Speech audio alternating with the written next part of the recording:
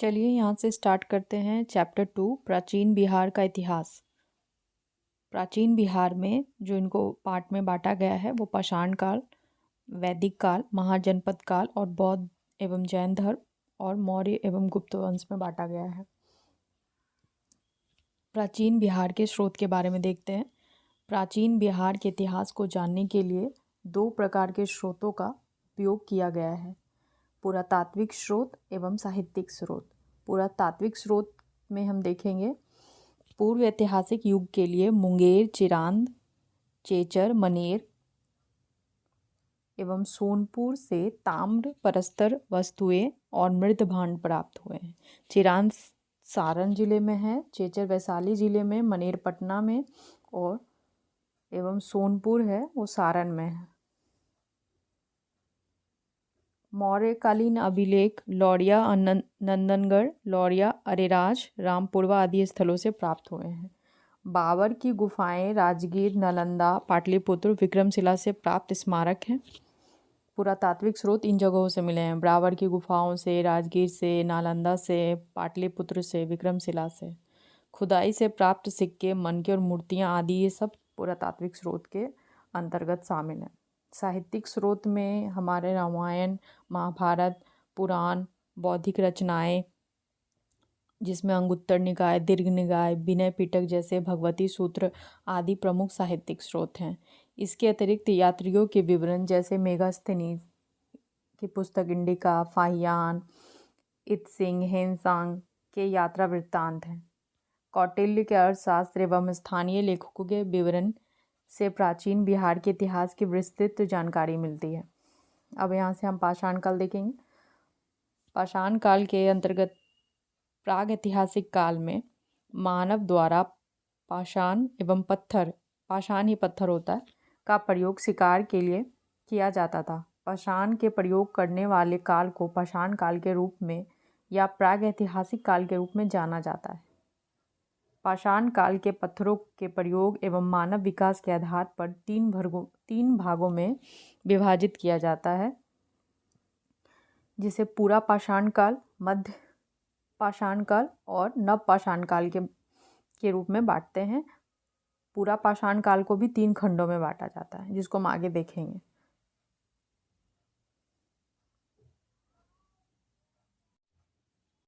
पूरा पाषाण काल, इस काल में मानव आखेटक एवं खाद्य संग्राहक था। दक्षिण बिहार में मुंगेर एवं नालंदा से बड़े और खुरदरे पत्थर के कुल्हाड़ी, चाकू, खुरपी आदि प्राप्त हुए हैं। ये अवशेष लगभग 1 लाख ईसा पूर्व के हैं। मध्य पाषाण काल, इस काल में मानव आखेटक, खाद्य संग्राहक एवं पशुपालक था। मध्य पाषाण काल में मानव आखेटक, खाद्य संग्राहक एवं पशुपालक था।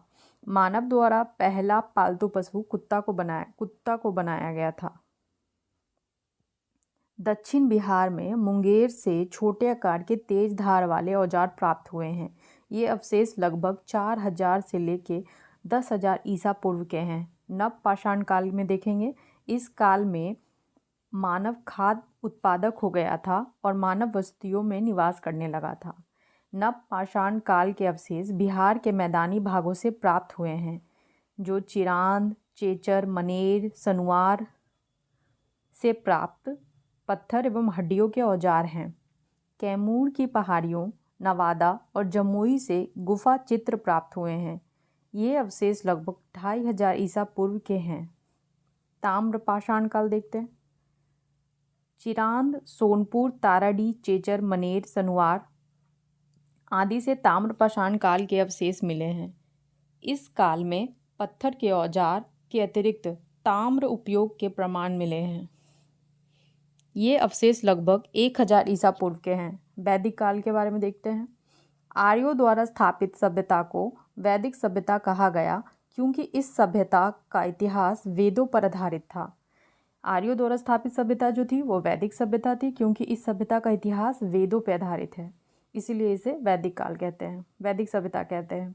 वैदिक सभ्यता को 2 वर्गों में विभाजित किया जाता है, पूर्व वैदिक काल और उत्तर वैदिक काल। पूर्व वैदिक काल का जो ईस्वी है 1500 से लेके 1000 ईसा पूर्व तक की है। उत्तर वैदिक काल आएगा 1000 से लेके 600 ईसा पूर्व तक, महाजनपद काल तक। पूर्व वैदिक एवं ऋग वैदिक सभ्यता का विस्तार बिहार के क्षेत्र में नहीं है। बिहार में जो जानकारी मिलती है वो उत्तर वैदिक काल के समय की है। उत्तर वैदिक काल में आर्यों का विस्तार गंडक नदी के तट तक बिहार के क्षेत्र में हुआ।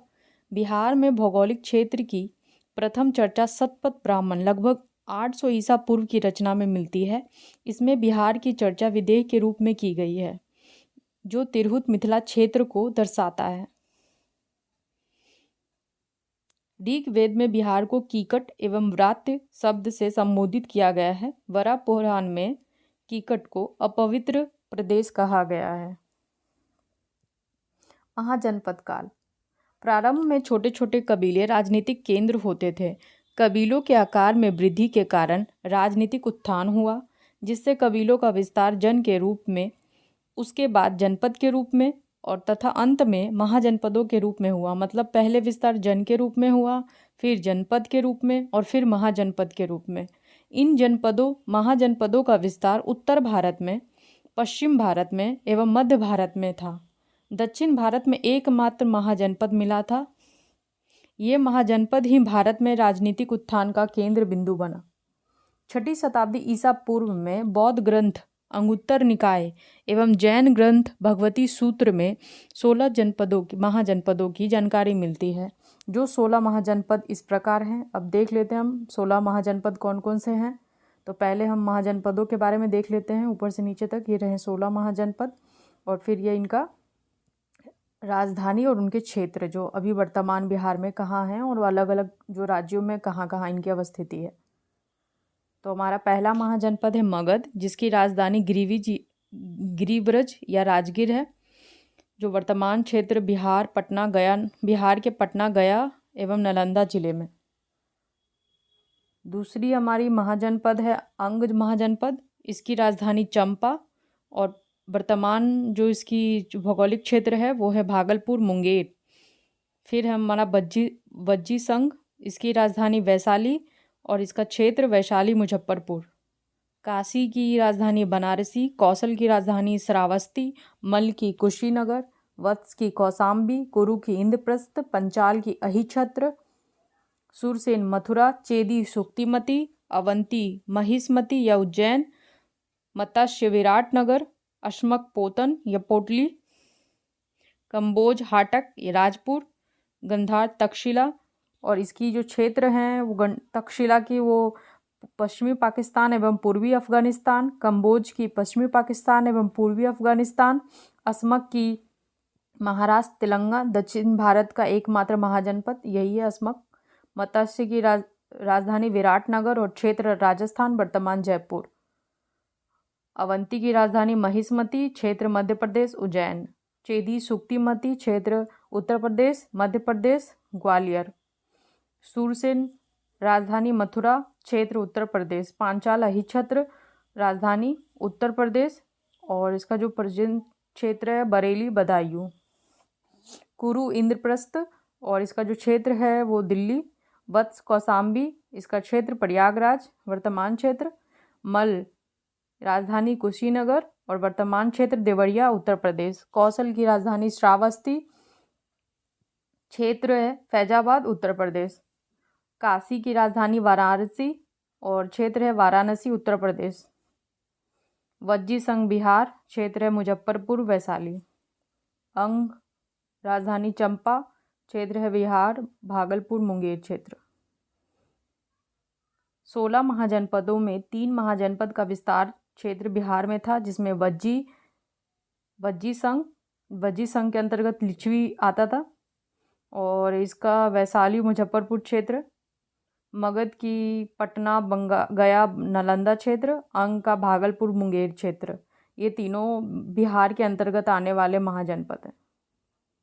वज्जी संघ महाजनपद। वज्जी संघ 8 राज्यों का संघ अट्ठलकुल था, इसे अट्ठलकुल कहते हैं। वज्जी, लिच्छवी, ज्ञात्रक, विद्रेह, उग्र, भोग, कुरु तथा इक्ष्वाकु इस संघ के 8 जनपद थे। वज्जी संघ में सबसे प्रसिद्ध लिच्छवी जनपद था। लिच्छवी की राजधानी वैशाली थी। वैशाली नगर की स्थापना राजा विशाल ने की थी। लिच्छवी के अतिरिक्त मिथिला के विदेह तथा कुंडग्राम के जात्रिक वज्जी संघ के प्रमुख जनपद थे। वज्जी संघ को विश्व के प्रथम गणतंत्र की संज्ञा दी जाती है।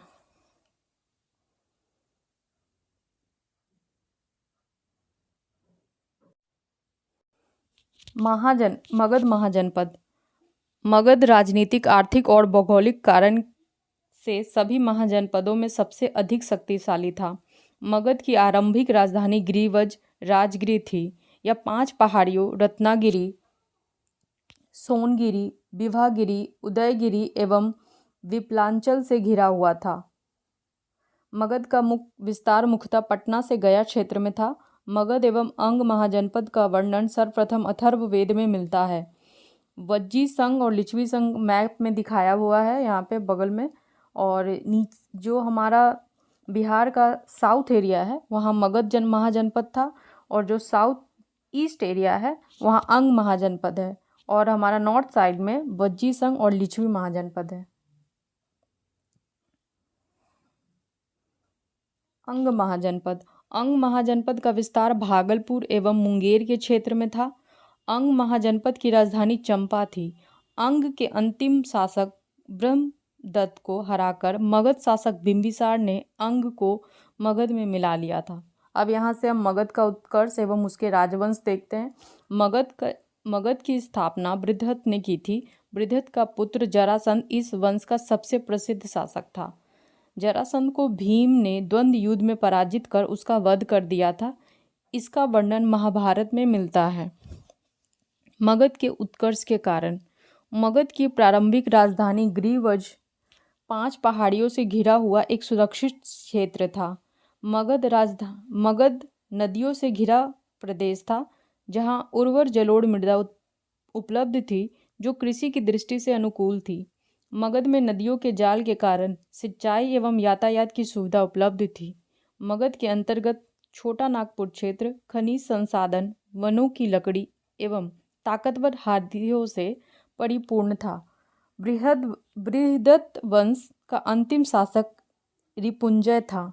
मतलब मगध पे जो हमारा पहला राजवंश था वो बृहद्रथ राजवंश था, और उसका अंतिम जो शासक था वो रिपुंजय था। इसके बाद से हम हर्यक वंश के बारे में पढ़ेंगे।